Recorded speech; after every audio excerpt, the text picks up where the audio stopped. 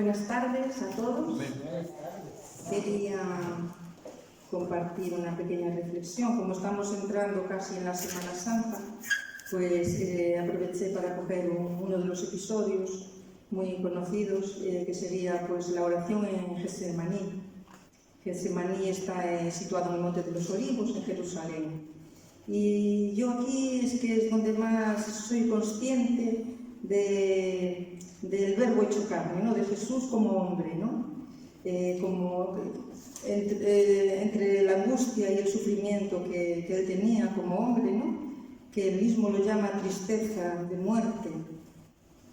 Entonces está la necesidad que él tiene de estar tan angustiado, ¿no? Que se va a orar aparte, deja a los discípulos en un lugar, se lleva a 3 de ellos con él, un poquito más apartado, él también se aparta otro poquito más y pide que velen con él, pero es como si estuviera pidiendo apoyo en oración, ¿no? Y aquí Jesús nos enseña que se refugia en la oración en ese momento. La angustia le lleva a orar, aunque él oraba continuamente, ¿no? Allí derrama su corazón ante el Padre, al cual le llama Abba, que significa papá, que ahí vemos un íntimo, ¿no? Relación con el Señor, ¿no?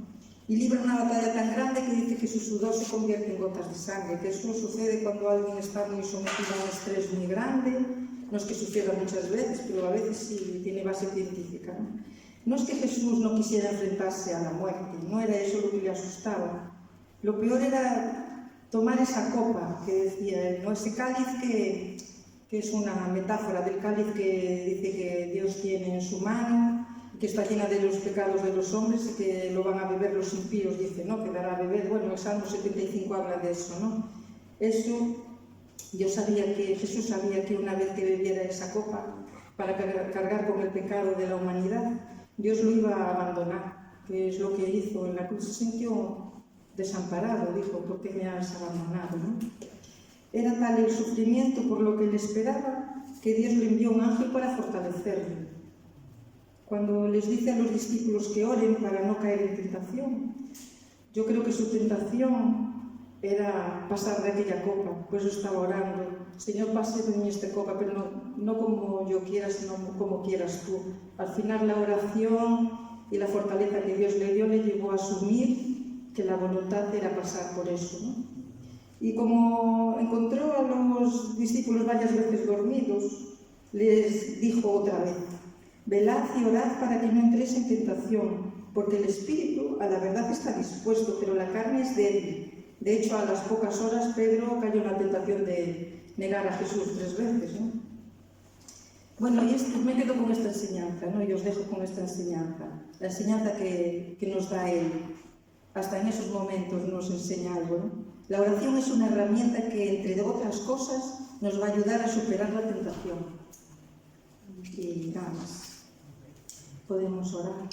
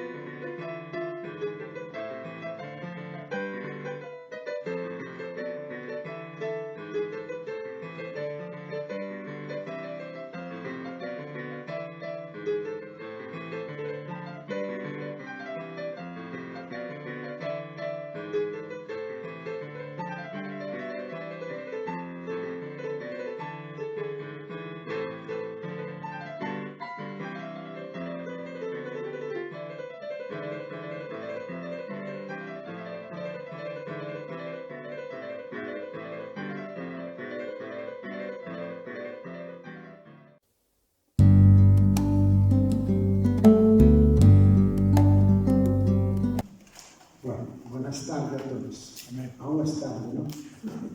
El rato será noche. Vamos a leer en el libro de Josué, capítulo 24. Josué 24, versos 14 y 15. Versos 14 y 15 de Josué 24. Y nos dice así: Ahora pues, temed a Jehová y servidle con integridad y en verdad. Y quitad de entre vosotros los dioses de los cuales sirvieron vuestros padres a otros lados del río y en Egipto, y servid a Jehová. Y así mal os parece servir a Jehová, escogeu hoy a quien sirváis, si a los dioses a quien sirvieron vuestros padres cuando estuvieron al otro lado del río, o a los dioses de los amorreos, en cuya tierra habitáis. Pero yo y mi casa serviremos a Jehová. Amén. Yo y mi casa serviremos a Jehová. Yo puse aquí un tema para la prédica de hoy, una decisión acertada. Josué tuvo una decisión acertada. Después de la muerte de Josué, nos dice ahí los primeros versículos de este capítulo 24, que después de la muerte de Josué, Dios llama, después de la muerte de Moisés, Dios llama a Josué para asumir el liderazgo de los israelitas. Josué empezó a guiar a la gente cruzando el río Jordán para entrar en la tierra prometida. Essa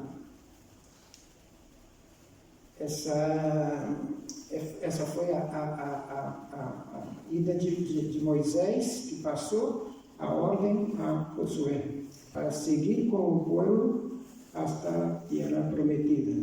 Como Moisés, Josué também conquistou a muitos reis e supervisou o reparto das terras entre tribos, não? As 12 tribos que todos nós conhecemos. En este capítulo, Josué guía a la gente en una ceremonia para renovar el pacto que Dios tenía hecho con Moisés. El pacto en este capítulo se parece bastante a los acuerdos típicos que se hacían en aquella época. Todo iban por pactos. Josué reúne a la gente en Siquém, un pueblo situado a unos 50 kilómetros al norte de Jerusalén.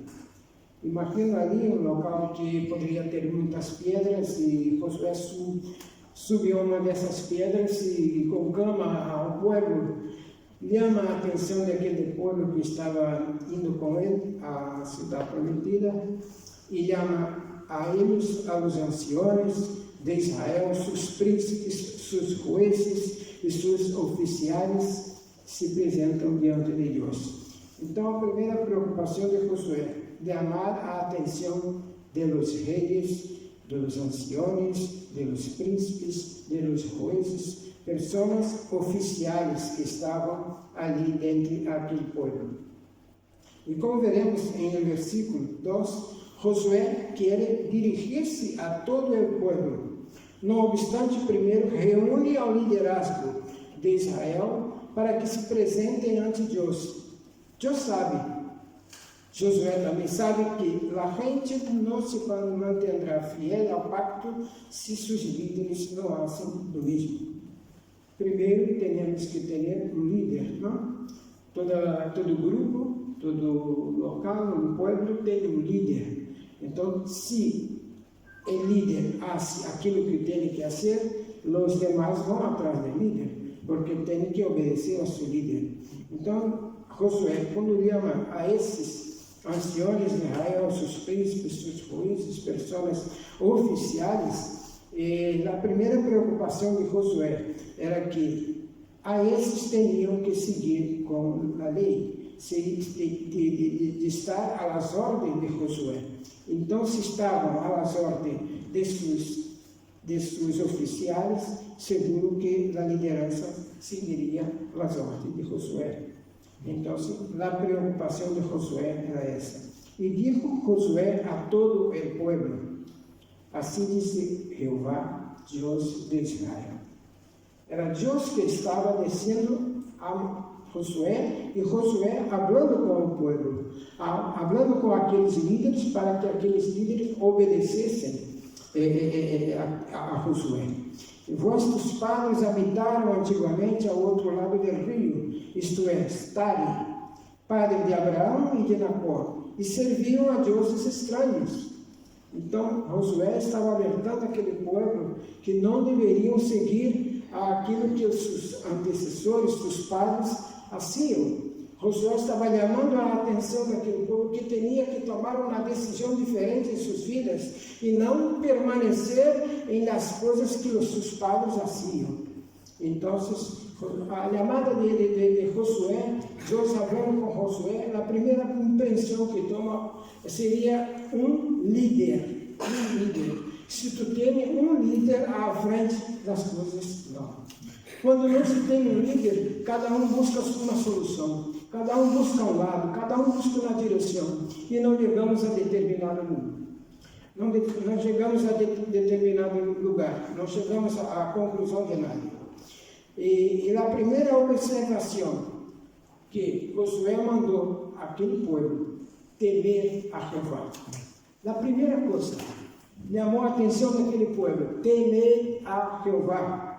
Agora, pois, temer a Jeová. Às vezes a gente teme a Deus porque ha hecho algo malo e tem retribuição. Tem retribuição. Pero temer a Jeová muitas vezes significa algo completamente diferente. Se refere à reverência, à fé, que levam à obediência. Primeira coisa que Deus manda a Josué, que o povo tema a ele. Aqui temos que temer a Jeová. Não temos que temer a Jonathan, não temos que temer a Eduardo, a Nádia. Temos que primeiro temer a Jeová. Amém. Deus puso Jonathan como líder nesse lugar. Temos que obedecer suas leis, pelas suas normas, pelo nosso líder maior, é o Senhor. Amém. Deuteronômio 6:13 nos diz assim: não seguireis a outros deuses, a nenhum dos deuses de los pueblos que os rodeiam, porque el Senhor tu Deus, que está em meio de ti, é Deus celoso, não seja que se encienda a ira del Senhor tu Deus contra ti, e ele te borre da face da terra. Que palavra dura, não? Uma palavra muito dura. Aqui disse: não tendrás outros deuses diante de ti. E hoje estava falando de a senhora que é marido de budista, não? Como budista? Se tem um Deus como Buda, que não se move, não habla, não tem nada, e nós outros, graças a Deus, servimos a um Deus que pode todas as coisas. Eu vejo, por exemplo, essa tela, eu vejo esses cabos, eu vejo uma mesa, eu vejo Deus, porque Deus criou tudo isso. Deus criou, deu inteligência ao homem para criar, então tudo vem de Deus. E por que não seguir a Ele? Porque há gente que aún não segue a esse Deus, porque aún não provou. Se eu te dou uma fruta que tu não conheces, tu não dizes: não me gusta essa fruta. Como não me gusta se tu não has provado? Para que guste, há que provarlo. E para gostar a Deus, para amar a Deus, tem que provarlo. E cada um de nós outros estamos aí para servir a esse, como prova a essas pessoas do amor de Deus em nossas vidas. Como Ele transformou meu coração, como transformou o coração de cada um que está aqui nessa sala. Nós outros temos que falar dessa transformação que Deus faz, desse milagre que Deus faz. Provérbio 1:7 nos diz: temer ao Senhor em el princípio de la sabiduría. Temer ao Senhor é o princípio da sabedoria, é decir, a pessoa que teme a Deus estará disposta a ouvir e escuchar a instrução de Deus. Estamos aqui atentos a esse lugar, não? é obedecer a Deus, a ouvir o toque do Espírito Santo como habla. Às vezes cerramos os nossos olhos e ouvimos o toque do Espírito Santo. Temer ao Senhor é ter lealdade com sua obra e serviço e rechaçar todos os deuses falsos.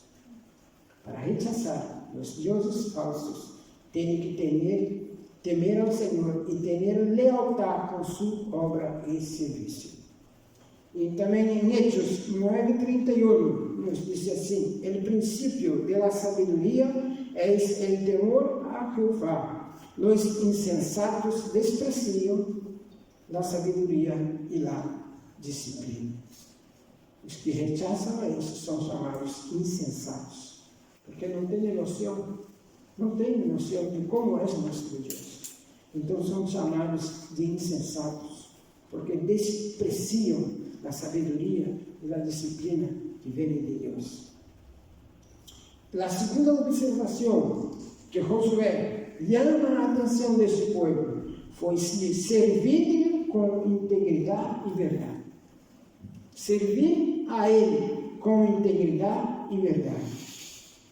A integridade é a prática de ser uma pessoa honesta, respeituosa, aderir-se a nossos valores e tomar sistematicamente decisões positivas, incluso quando nada está mirando. A integridade é um ato de atuar de acordo com os princípios.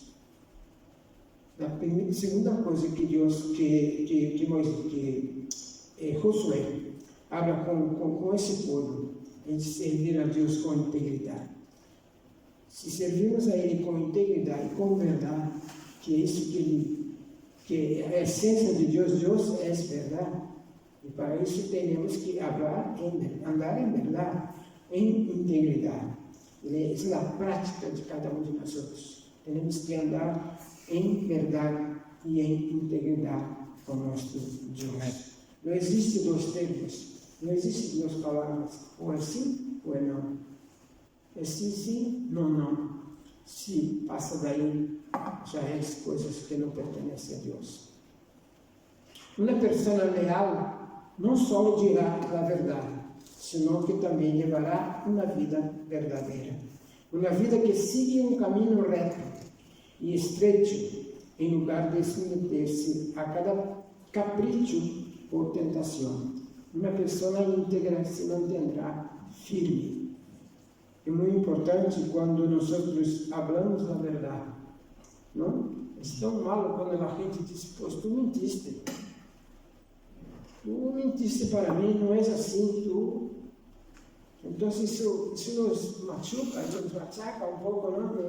Assim nos deixa um pouco triste quando uma pessoa amiga e diz: tu mentiste.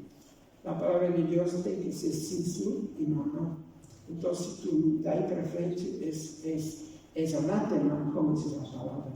Então, em nosso coração temos que carregar sempre a verdade. Mesmo que fira a alguém, essa palavra tem que ser verdade, porque nosso Deus é um Deus verdadeiro e quer que cada um de nós outros falamos a verdade, nada de mentiras, não?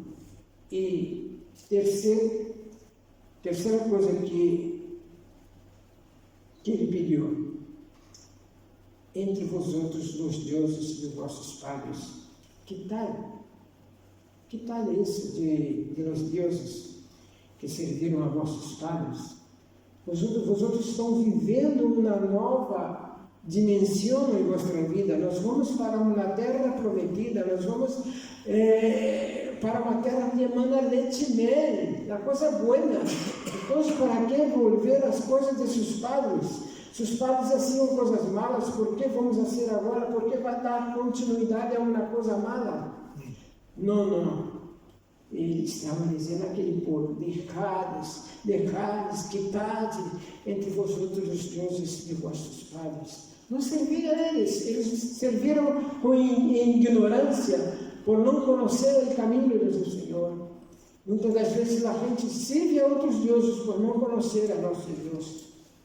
Então, servem em ignorância. Não? Então, tem esse lado que temos que ter na palavra do Senhor, de quitar as coisas malas, nos deuses estranhos, nos deuses que outras pessoas adoram. Adoraram vossos padres, agora é uma nova dimensão, é uma nova. Nós agora vamos para uma terra prometida, uma terra que ela emana leite e mel. Vamos cruzar o Jordão, já cruzaram e temos que chegar à terra prometida. E como a terra prometida é uma terra que Deus já preparou. Amém. Se Deus preparou, é sinal que a terra é boa. Há um preparo, Deus já preparou. Então, vossos deuses do passado, de vossos padres, não sabiam nada disso. Agora quero alertá-los. Josué está alertando a eles. Vamos viver uma nova dimensão em nossas vidas. E Josué aqui está falando com aqueles que viviam allá do rio Éufrates, que eram terra de sua família. Os filhos deles estavam ali naquela terra do outro lado do rio Éufrates. Como diz o verso 15, diz assim: e se mal os parece servir a Jeová, escorreu hoje a quem servás. Se aos deuses a quem serviram vossos padres, quando estiveram ao outro lado do rio, ou aos deuses de los amorreus, em cuja terra habitais, discorra. Vês qual é o melhor para ti? Servir ao Deus que estavam servindo vossos padres, ou servir a esse Deus aí de los amorreus? Discorreus. Há dois caminhos para nós discorrer, mas eu vou seguir o terceiro.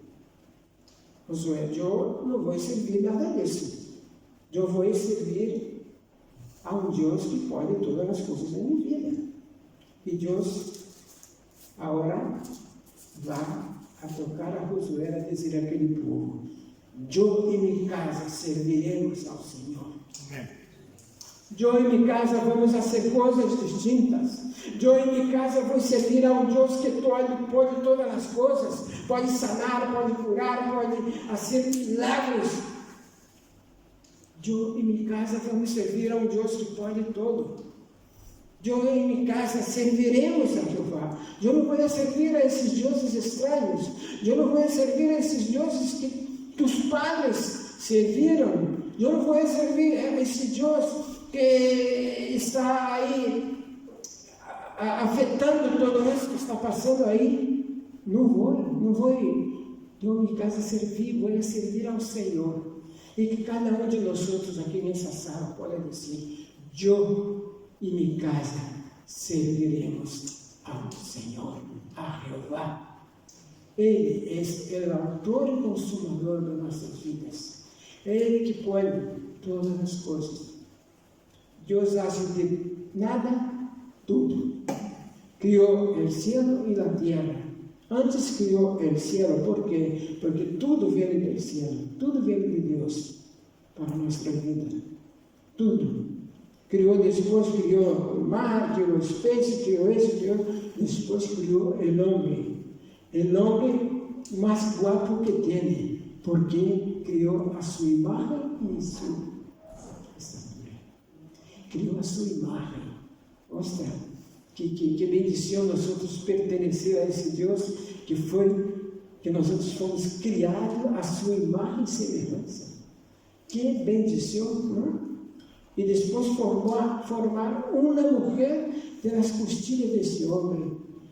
Que Deus é esse? Temos que servir sempre, sempre, e falar desse Deus a todos que estão aí necessitando de uma palavra, necessitando de existe um Deus? Existe um Deus que pode todas as coisas, inclusive curar, sanar uma pessoa enferma? Sim que existe. E esse Deus está aqui. E nós serviremos a Ele sempre. E que todos, cada um de nós possamos refletir em essa palavra de Josué. E servir sempre. Amém.